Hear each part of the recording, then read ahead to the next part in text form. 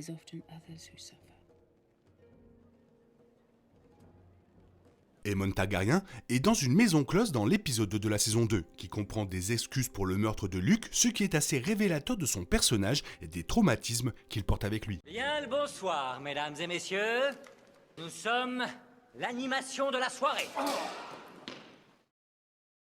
Après qu'Aemon ait menti sur la mort de Luke et suggéré qu'il avait l'intention de le tuer lors du premier épisode de la saison 2, le deuxième fils aîné d'Alicent et Viserys montre des remords dans l'intimité de sa séance intime de l'épisode 2 avec Sylvie. Bien qu'il n'y ait apparemment aucun sexe dans la visite d'Aemon au bordel, il découvre une intimité d'un autre genre en confessant ses actions et ses sentiments.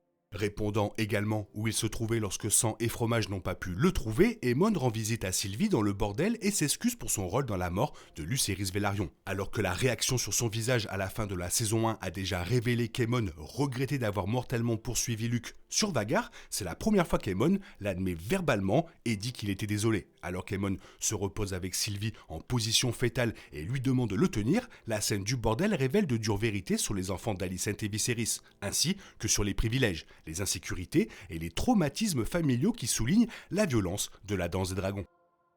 Sylvie, le personnage de la saison 2, avait déjà été présenté vers la fin de la saison 1, lorsque Criston Cole et Aemon Targaryen sont partis à la recherche d'Aegon dans la rue de la Soie pendant l'épisode 9 de la saison 1. Ils ont fouillé le bordel et se sont arrêtés pour interroger Sylvie, qui connaissait déjà Aemon. Sylvie était la dame du bordel dans un établissement destiné aux membres de la famille royale et aux nobles. Et il était sous-entendu qu'Aegon l'avait déjà engagé pour prendre la virginité d'Aemon alors qu'il n'avait que 13 ans. Toutefois, avant la scène d'Aemon et Sylvie dans l'épisode 9, il a été suggéré que les deux ne s'étaient pas vus depuis qu'elle avait pris sa virginité, comme elle le remarque avec sa ligne de dialogue. Il semble qu'après qu'Aegon soit monté sur le trône de fer, Aemon soit retourné secrètement dans la rue de la Soie et ait commencé à voir Sylvie beaucoup plus souvent. Compte tenu du niveau d'intimité que les deux présentent dans la saison 2, il semble également qu'ils parlent et s'embrassent beaucoup plus qu'ils n'ont réellement des relations sexuelles lorsqu'il paie pour lui rendre visite. House of the Dragon ne sait pas exactement à quelle fréquence Aemon a des relations sexuelles avec Sylvie quand il la voit. La scène du bordel montre un Aemon nu, recroquevillé dans les bras de Sylvie, parlant doucement et honnêtement de ses sentiments alors qu'elle lui caresse les cheveux. Lorsque Sylvie essaie d'inciter à avoir des relations sexuelles avec Aemon, il la repousse et dit « non pas ici ». Que ici désigne le bordel en général où la pièce spécifique dans laquelle il se trouve est ambiguë. Mais cette interaction implique qu'Aemon recherche Sylvie pour différents besoins, à différents moments et dans différents endroits, y compris un soutien émotionnel, une affection non sexuelle. Aemon n'a pas du tout la même attitude envers les femmes que son frère Aegon le Magnanime, et la saison 1 suggère que son approche hésitante à ce sujet est enracinée dans son expérience traumatisante avec Sylvie. Aegon a forcé Aemon à aller au bordel le jour de son 13e anniversaire pour prendre sa virginité, et son âge révèle qu'il s'agissait en fait d'une agression sexuelle. Alors que les lois concernant le sexe, l'âge et le consentement sont terriblement plus obscures à Westeros, une dame de bordel ayant des relations sexuelles avec un jeune de 13 ans constitue toujours une agression. Il y avait certainement encore un déséquilibre de pouvoir entre Aegon et Sylvie car elle ne pourrait pas refuser le fils du roi, mais elle avait toujours une sorte de pouvoir sur Aemon après cette expérience traumatisante. Il semble qu'après cette période, Aemon ait vu la dynamique entre lui et Sylvie comme un remplacement de l'affection, de l'intimité et des soins qu'il n'avait jamais reçus de sa propre famille. Alicent et Viserys n'ont montré aucun amour attentionné, ni aucun soutien familial à Aemon en grandissant, et son traumatisme au bordel l'a amené à le trouver ailleurs avec Sylvie, qu'il considère à la fois comme une figure maternelle et une source d'intimité sexuelle.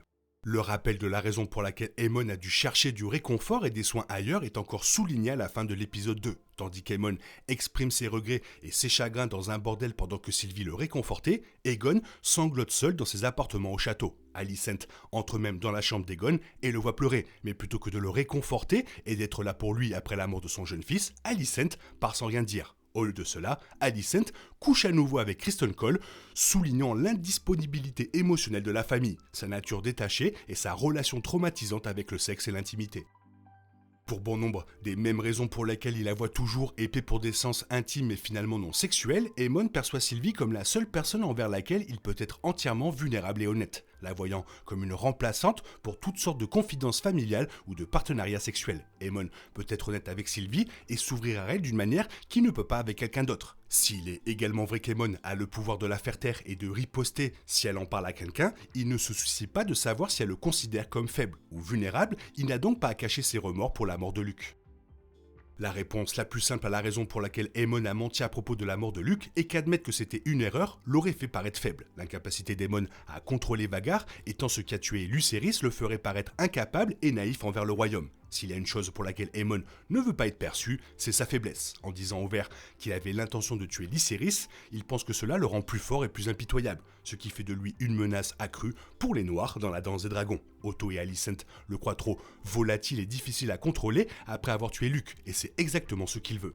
De plus, étant donné l'insinuation selon laquelle Aemon tuant Lucerys est ce qui déclenche réellement la guerre, il peut tout aussi bien reconnaître ses actes et accepter cette erreur impitoyable. Si la guerre doit avoir lieu, alors il vaut mieux pour Aemon de constituer une menace massive et un exemple de force plutôt qu'un enfant faible dont le caractère l'a amené à tuer involontairement son neveu. De plus, Aemon, admettant qu'il ne pouvait pas contrôler Vhagar dans une situation de violence, cela fait d'elle un risque égal pour les Verts et les Noirs au combat, car on ne sait pas s'ils seraient capables de l'arrêter si elle se tournait contre leur propre force.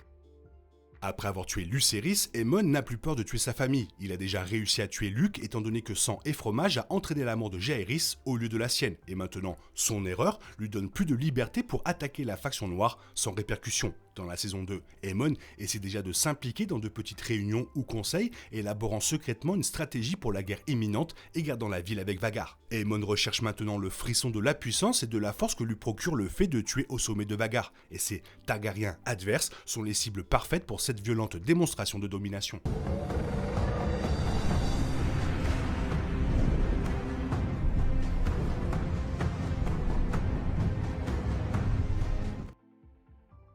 Merci à Aemon de nous prouver qu'il est le plus dégénéré de House of the Dragon. Toi, qu'est-ce que tu en penses? Fais-moi part de ton avis dans la zone commentaire. Sinon, il est temps pour toi de reprendre le cours normal de ta vie. On se retrouve bientôt pour une nouvelle vidéo. Bisous, bisous, bye bye.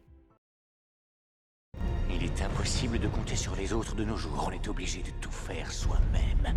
Je me trompe? Rien de grave, j'avais tout prévu. Où va le monde, je vous le demande.